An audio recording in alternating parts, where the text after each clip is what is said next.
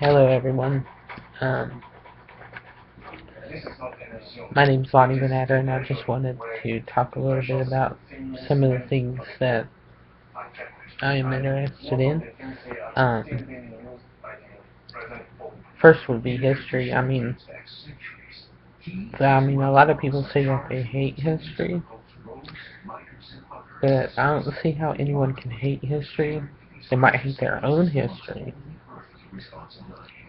but I think history is a learning path to the future, because if you don't learn what mistakes we made in the past, we can never, repeat what's going on in the future. Um, One of my favorite areas is American Revolution, um, American history, American Civil War, um, basically history in general. One of the things that strikes me as some of the what ifs in history. For example, um, just by several margins, General Washington was shot 4 times from his horse when they helped him back up, and he took off his jacket. There was a bullet hole that went through the top of it, and it was from a sniper. And I just wonder if that sniper had hit his mark, what would our future be? And what if Hitler had won World War II?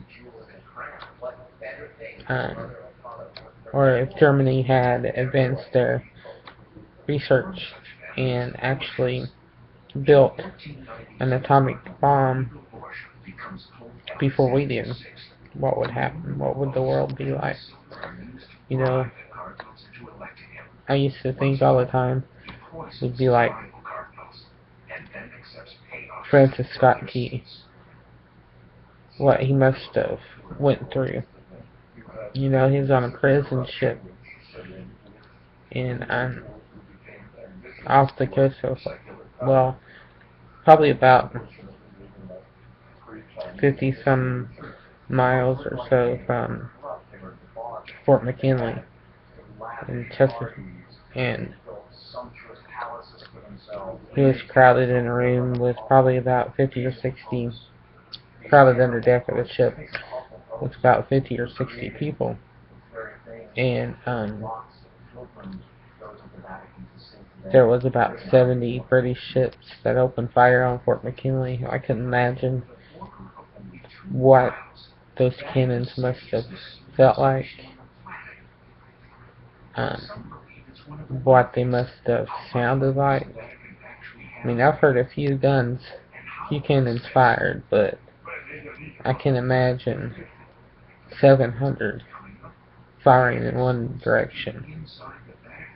The only way that they could see that the Fort McKinley had not been taken yet was through the flashes of the rockets and through the flashes of the cannons.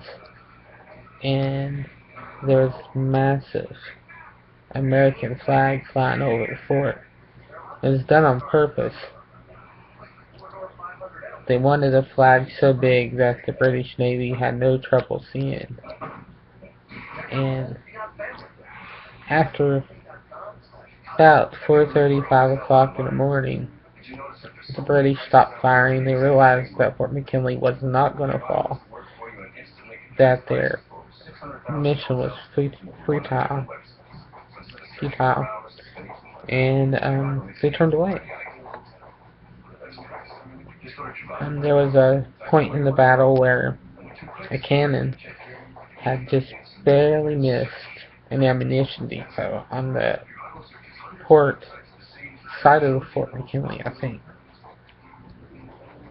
And if it would have hit the ammunition port, the whole fort would have went out.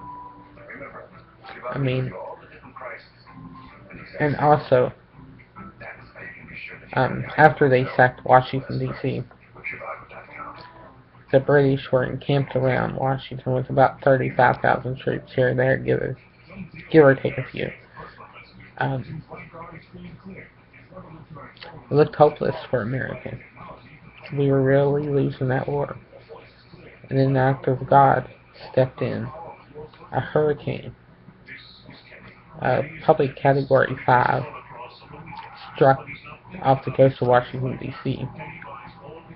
There were reports that the winds were so strong that they were carrying these 12-pound cannons right off the ground.